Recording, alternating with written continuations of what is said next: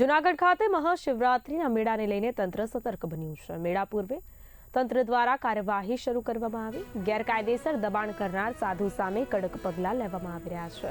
સુદર્શન તળાવ નજીક કરવામાં આવ્યું હતું દબાણ। શિવગીરી નામના સાધુએ દબાણ કર્યું હોવાની માહિતી જે છે તંત્ર દ્વારા દબાણ દૂર કરવાની કાર્યવાહી કરવામાં આવી। દબાણ હટાવતા ઘરમાંથી હથિયારો પણ મળી આવ્યા છે। તલવાર, ધારિયા, કુહાડી સહિતના ઘાતક હથિયારો જપ્ત કરાયા। કુલ 60 જેટલા હથિયારો મળી આવ્યા છે। ભવનાથ પોલીસે શિવગીરીની અટકાયત કરી। જૂનાગઢમાં આગામી સમયમાં મહાશિવરાત્રિ મહામેળો આયોજન થવા જઈ રહ્યું છે, ત્યારે માનનીય જિલ્લા કલેક્ટર સાહેબના માર્ગદર્શનમાં વહીવટીતંત્ર અને પ્રશાસન દ્વારા કામ થઈ રહ્યું છે।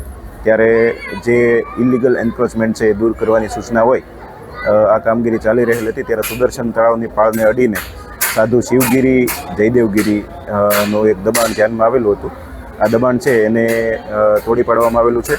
આ ઉપરાંત આ વ્યક્તિની ફરિયાદ એવી હતી કે એ આવતા જે ટુરિસ્ટ છે એ બધાને મારે છે, એમના હાથ પગ ભાગી નાખે છે। એના વિરુદ્ધ ઘણા બધા ગુના પણ નોંધાઈ ચૂક્યા છે અને તડીપાર પણ અગાઉ કરવામાં આવેલ હતો। તો આટલો ભયજનક માણસ હોય, મહાશિવરાત્રિ મેળામાં પણ એ ખૂબ ભયજનક હોય અને લોકોને ખોટી રીતે રંજાડ ન કરે એના માટે સર્ચ પણ કરવામાં આવેલું અને લગભગ 60-70 જેટલા હથિયારો પણ મળી આવ્યા છે અને આ હથિયારો પોલીસને સોંપવામાં આવેલા છે। આ બાબતે ગુનો પણ દાખલ કરેલો છે અને આગામી સમયમાં આને તડીપાર કરવાની કાર્યવાહી પણ કરવામાં આવશે। આગામી મહાશિવરાત્રિ મેળા દરમિયાન કલેક્ટર સાહેબની સૂચના મુજબ તમામ પ્રકારનું આયોજન વહીવટીતંત્ર દ્વારા યોગ્ય રીતે મેળો શાંતિપૂર્ણ સંપન્ન થાય એ માટે કરવામાં આવશે।